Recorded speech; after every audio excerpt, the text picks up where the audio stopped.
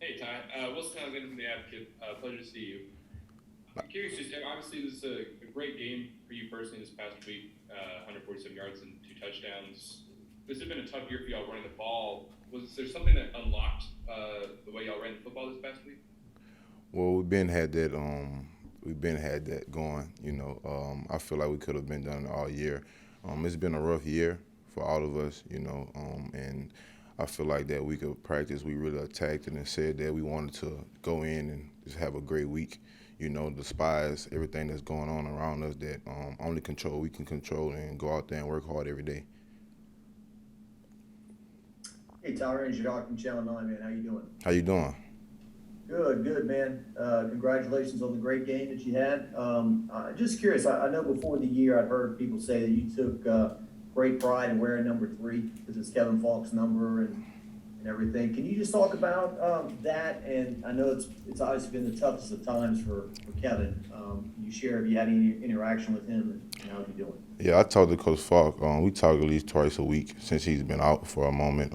But like, yeah, like number 3, that's a special number. And I asked him to wear it before I got here, and I told him I was going to hold it down, and I'm doing the best I can. But yeah, that's a special number. That's a special number. I'm gonna try my best to keep on doing what I'm doing. As long as everyone's together, we're going out there working hard. Listening to our coach, no matter what's going on around us, just going out there and yeah, it's gonna be a And, special one. and just to follow up, do you feel like the last game kind of breaks the seal a little bit in terms of, okay, we can do this now, we can run the ball, maybe we can continue to run the football? Yes, sir. I think that opened up a lot of eyes and just continue to build out that game and because like the O line, we have a great O line, but like we practice really well that week. The O line they came with it, they worked their butts off. As you can see, those holes, a lot of those holes were wide open, and I just did great with the opportunity, did good with the opportunity that I had, given to like the great job that they did.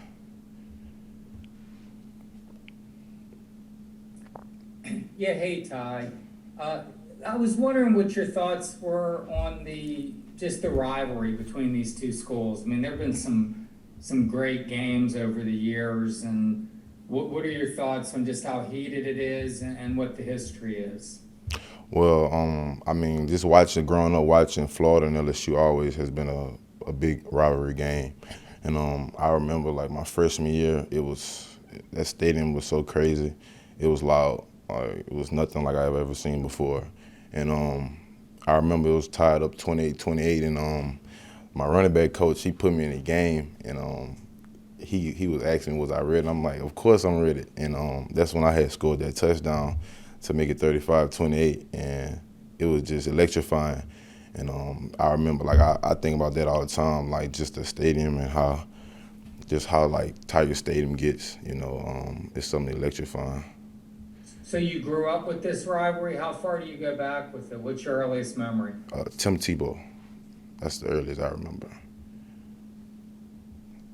Great. Hey, thank you, man. Yes, sir.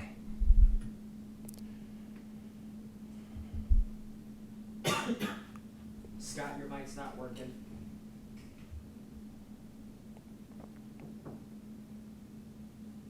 Yeah, hey Ty, this is Glenn West with LSU Country. Was wondering if you could just, I guess, talk about the development of the two freshmen, Corey and Armani back there alongside you. How have you seen those two guys grow throughout the season? They're great, man. We all push each other. Amani, he's probably the fastest out of all of us. He's a real quick, fast kid. Corey, he's real explosive. He's explosive, and he has great balance. I talk to him about that all the time, tell him how great his balance is, and we all compete together, and they make me better. We all make each other better in that room. Hey Ty, this is Shay Dixon. What's up, Shay? Coach O had mentioned, what's up? How are you? Coach O had mentioned that kind of some of the run schemes that Jake Peets went with this weekend were things that y'all had put in place. He was glad y'all stuck with. These pulling guards, all of the different looks to get you outside. Does that fit your style, or was that something y'all had been doing all year, or was it more prevalent against Kentucky? I mean, it's something that I feel like the whole year we've been trying to establish, you know. But like I say, like the O-line, they just came with it like a different mentality that we could practice, and you see what they did. And so we're just going to continue to build off from that and finish strong this year. All right, let's try it again. Scott Rappelay from The Advocate. Obviously, a lot of fingers have been pointed before Saturday at the running game being, just not effective and stuff like that. Did you guys hear that criticism? Has it been any kind of motivation? And did you feel like, did you personally feel like this was something, the game you had was something that you or one of the other backs could have had at some point? You had to just put it all together. Did you have confidence in yourselves that whole time? Yes, sir. Like the O-line, like they, of course, like people say things, you know, but like we stick together, you know, like we try our best not to even worry about that, because like what matters is the people that's inside the building, and we control the outcome of the games, and we control the way we practice, we control our attitude. So they chose to like say forget everything and just go out there and just show everyone that they can do it, and they did, man. And like I had a great game. Any one of those backs could have done it. Corey could have done it. Josh Williams could have done it. Armani could have done it. Like I just did great with the opportunities that I had. Hey Ty, Leah Van from The Advocate. I was wondering, how did you balance the excitement of maybe having like your season's best game this past Saturday with the fact that it also came with a loss for your team? Well, everyone wants to win, you know, and I did have a pretty good game. I feel like it was okay, and but I mean, at the end of the day, you want to win, you know. Like it's just something about winning. Like some people might want individual awards or whatnot, but I mean, at the end of the day, that's not what matters, you know. So I was just trying my best to come back from my team, and I just had that. That was my mindset. I didn't even know how many yards I had after the game, but I was just trying to make a comeback from my team. Yeah, Ty, it's me again. I'm trying to figure out protocol here because I'm an outsider. I'm over in Gainesville here. Okay. But yeah, you mentioned Tebow, and I didn't want to push. But what was the game? Was it the Hester game with the 4 downs, or what? Can you recall what the game was? Because I'm gonna write on the rivalry, and that's pretty far back for a guy of your age. What are you, like 21? I turned 21 next Saturday. Oh, but man, so you were young when that game was played. yeah, I used to like watch the clippings, but like I'm just used to watching his highlights, like the highlight of those games, because like they always show like on commercials or like just any LSU, anything dealing with LSU football, they show old games. So but I can't really recall like specific people, like you say, because I was young and I was just watching the games and I was just rooting for LSU. But I knew it was like a big rivalry game, and yeah. So it was one of the biggies up there with like Bama and stuff like that. Yes, sir. Okay, great. Thanks for the time. Hey, Tyrion, before the year, Coach Orgeron said over and over he wanted you and John Emery to, you know, take the lead and do the rushing attack this year. How tough was it that John hasn't, you know, is not going to be able to play? Have you been in contact? How's he handling all that? I talk to John all the time. I mean, it's tough for anyone, you know. I feel like he's doing the best he can with it, staying positive, and just finishing up. He's been doing really well in school, and just staying on top of everything. You know, he wants to be out there, and I miss him being out there next to me, man. Honestly, like I miss him for real. I guess we never know what would have happened, but do you think he would have been an impact in that pass-catching game? We heard a lot about his ability to catch the ball in this new offense, and it never happened. Most definitely. John catch the ball really well. I'm curious, you know, you obviously spent a lot of time around Max, and he's sort of halfway now through his first full season as a starter. Has there sort of been a moment or a play where you've really seen some growth from him?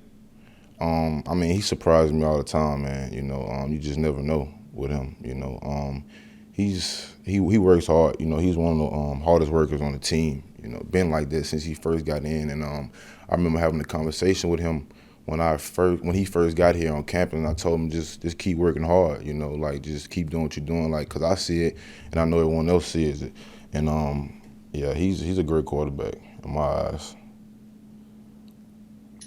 Hey Ty, it's Shay again.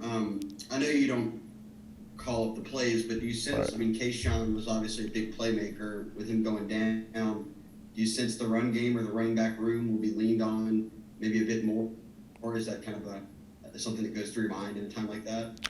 Yeah, but I'll say like those receivers in that room, they have a lot of talent in that room. Like it's unbelievable the amount of talent they have in that room actually. Like they all can be starters. Like I'm not just saying that like they really all can be starters. They're really that good. So like someone's gonna have to step up and be the next man. And I don't think like they have a problem with that. They all compete with each other each and every day. You know, it's hard to play everyone. And I know that's hard for people like to hear or like for a player to hear, but like they compete with each other every day. They make each other better. They make Kayshawn better. And so like, I mean, and I do believe the run game, we're going to run the ball more, and we're going to try to like keep it going, you know. But I don't think that the receivers are worried. I think someone's going to step up and make plays. Thanks, Ty. Yes, sir.